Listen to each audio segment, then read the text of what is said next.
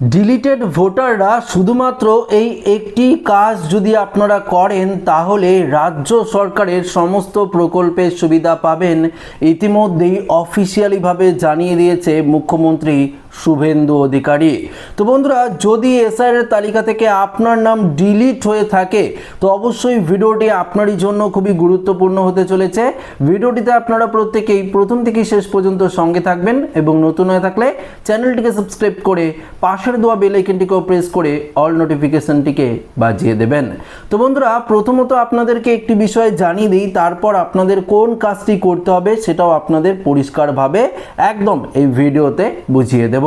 তো দেখুন, এসআইআর এই মুহূর্তে সবথেকে যে গুরুত্বপূর্ণ আপডেট, সেই আপডেটটি হলো যারা ট্রাইব্যুনালে আবেদন করেছেন। আমি বারবার হয়তো আপনাদেরকে বলি একই কথা, তবুও আপনাদেরকে বলছি এই মুহূর্তের সবথেকে গুরুত্বপূর্ণ আপডেট, যারা ট্রাইব্যুনালে আবেদন করেছেন, 27 লক্ষ ভোটার কিছু ট্রাইব্যুনালে আবেদন করেছেন, তাদের প্রত্যেকের কিন্তু ভেরিফিকেশন হবে। আপনারা যদি ভাবেন যে এখনো পর্যন্ত কোনো রকম কিছু আপডেট দিচ্ছে না নির্বাচন কমিশনারের তরফ থেকে, আমাদের কি হবে বা আতঙ্কে রয়েছেন, বা রাজ্য সরকারের কোনো প্রকল্পের আপনারা সুবিধা পাবেন না, রেশন কার্ড ডিলিট হয়ে যাবে, এই সমস্ত আপডেট তো আপনারা পাচ্ছেন। তবে দেখুন, আপনার ভেরিফিকেশন অবশ্যই হবে যদি আপনারা ট্রাইব্যুনালে আবেদন করে থাকেন।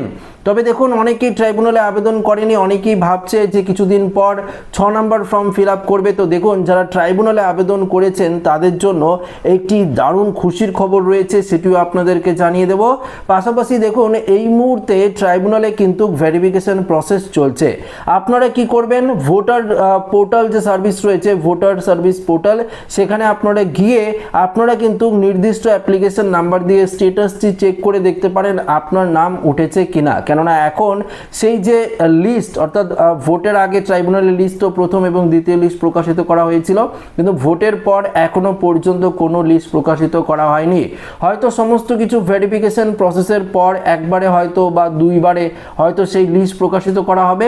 কিন্তু আপনার যদি ভেরিফিকেশন কমপ্লিট হয়ে থাকে, আপনার অ্যাপ্লিকেশনের স্ট্যাটাসটি চেক করে দেখতে পারেন আপনার নামটি অ্যাপ্রুভ হয়েছে কিনা, বা রোলে ভোটার যে রোল রয়েছে সেই রোলে উঠেছে কিনা। যদি উঠে থাকে অবশ্যই লেখা থাকবে, আর যদি না হয়ে থাকে তাহলে পেন্ডিং অবশ্যই লেখা থাকবে, যে আপনার নামটি এখনো ভেরিফিকেশন হয়নি, সেটা কিন্তু পেন্ডিং লেখা থাকবে। তো অবশ্যই আপনারা ভোটার সার্ভিস যে পোর্টাল রয়েছে সেই পোর্টালে গিয়ে কিন্তু চেক করবেন।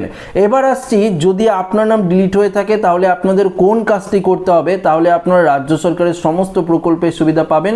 দেখুন, এই মুহূর্তে সবথেকে গুরুত্বপূর্ণ বিষয় হলো রাজ্য সরকারের অন্নপূর্ণা ভান্ডার যোজনা প্রকল্পের কথা তো আপনারা শুনেই এসেছেন। এই অন্নপূর্ণা ভান্ডার প্রকল্পকে নিয়ে গুরুত্বপূর্ণ একটি বিষয় জানিয়ে দিয়েছিল রাজ্যের মুখ্যমন্ত্রী শুভেন্দু অধিকারী। সেখানে স্পষ্টভাবে বলে দেওয়া হয়েছে, যদি আপনার নাম এসআইআর এর চূড়ান্ত তালিকা থেকে বাতিল হয়ে যায় এবং আপনি যদি ট্রাইব্যুনালে আবেদন করে থাকেন, দেখুন ট্রাইব্যুনালে আপনার নিষ্পত্তি হোক বা না হোক সেটার কোনো বিষয় না, আপনারা ট্রাইব্যুনালে আবেদন যদি করে থাকেন, সেই আবেদন করলেই আপনারা কিন্তু এই অন্নপূর্ণা ভান্ডার প্রকল্পেরও সুবিধা পাবেন। এছাড়াও আরও যে অন্যান্য প্রকল্পগুলো রয়েছে সেই প্রকল্পগুলোর সুবিধাও কিন্তু আপনারা পাবেন, যতক্ষণ না পর্যন্ত ট্রাইব্যুনালের একদম চূড়ান্ত ভেরিফিকেশন হচ্ছে, যতক্ষণ না পর্যন্ত আপনার নাম আবারও যদি ডিলিট হয়ে যাচ্ছে, ততক্ষণ পর্যন্ত আপনারা কিন্তু এই সুবিধাগুলো পাবেন। তাই আমি আবারও বলছি আপনাদেরকে, এখনও ট্রাইব্যুনালে আবেদন করা যাচ্ছে। আপনারা ভোটার সার্ভিস পোর্টালে গিয়ে কিন্তু ট্রাইব্যুনালে আবেদন করে নিতে পারেন, কেননা সেই স্লিপটি কিন্তু দরকার হবে, সেই স্লিপটি কিন্তু প্রয়োজন হবে। এবং যদি আপনারা ট্রাইব্যুনালেও আবেদন না করে থাকেন, আপনার যদি সিএর কোনো কাগজপত্র থাকে, সেটি দিয়েও কিন্তু আপনারা এই রাজ্য সরকারের সমস্ত প্রকল্পের সুবিধা পাবেন। তো এই নিয়ে আপনাদের চিন্তার কোনো কারণ নেই। দেখুন, অনেকেই কিন্তু এই বিষয়টি নিয়ে চিন্তিত রয়েছে এবং অনেকেই বারবার করে আমাকে কমেন্ট করছিলেন যে আমার নাম তো ডিলিট হয়ে গেছে, আমি তো ট্রাইব্যুনালে আবেদন করেছি, সেক্ষেত্রে আমরা তো অন্নপূর্ণা ভান্ডার, যুবশক্তি প্রকল্প থেকে শুরু করে বেকার ভাতা, বিধবা ভাতা থেকে শুরু করে বয়স্ক ভাতা, আরও যে ভাতা প্রকল্পগুলো রয়েছে সেই সমস্ত প্রকল্পের সুবিধা তো আমরা পাবো না, এমনকি আমাদের রেশন কার্ড পর্যন্ত বন্ধ হয়ে যাবে।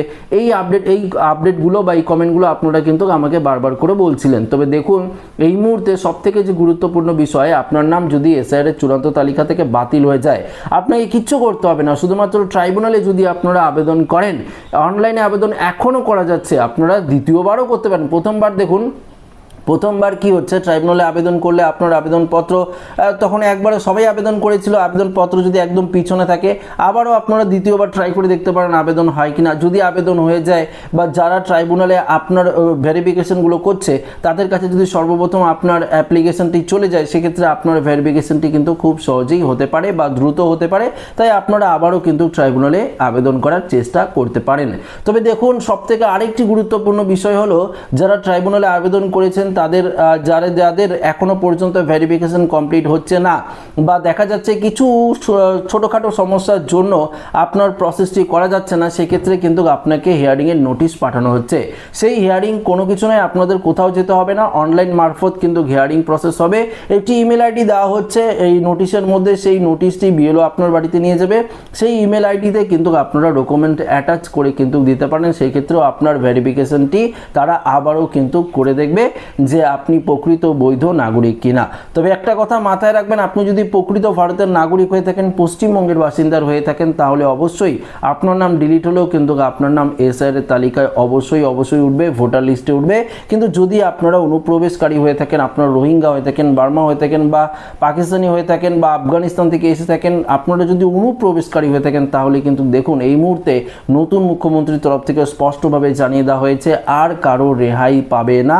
এবার সরাসরি একদম 3D প্ল্যানের মাধ্যমে প্রথমে চিহ্নিতকরণ করা হবে, ডকুমেন্টস ক্যান্সেল করা হবে, তারপর কিন্তু আপনাদেরকে একদম পরিষ্কারভাবে পুশব্যাক করা হবে, যেখান থেকে এসেছেন সেখানেই কিন্তু আপনাদেরকে তাড়িয়ে দেওয়া হবে। এটা কিন্তু পরিষ্কারভাবে নতুন মুখ্যমন্ত্রী শুভেন্দু অধিকারীর তরফ থেকে জানিয়ে দেওয়া হয়েছে।